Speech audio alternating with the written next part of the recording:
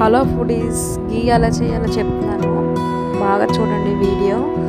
First of all మనం ఫ్రిడ్జ్లో దాచుకున్న మేగడ్ని బయటికి తీసి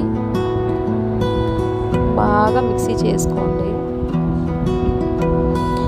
బాగా మిక్సీ చేసుకొని అందులో కొంచెం ఐస్ వాటర్ వేస్తూ ఉండండి. బాగా ఎక్కువసేపు చేసుకుంటూ గ్రైండ్ చేసుకోండి. గ్రైండ్ చేసుకున్నాక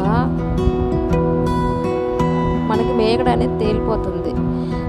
లేదా మేగడ తేలకపోతే స్పూన్తో మనం బాగా స్టిక్ చేసుకోండి. స్పూన్ తీసుకొని స్పూన్తో బాగా కలుపుకుంటే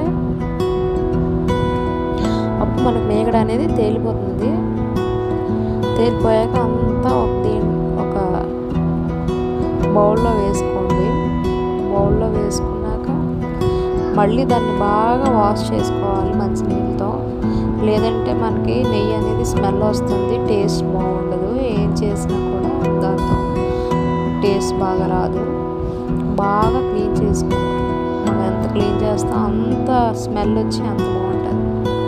బటర్ రెడీ అయిపోయిందిగా. రెడీ అయ్యాక దాన్ని మనం స్టవ్ మీద పెట్టుకోవాలి. పెట్టుకున్నాక బాగా కలుపుకోవాలి.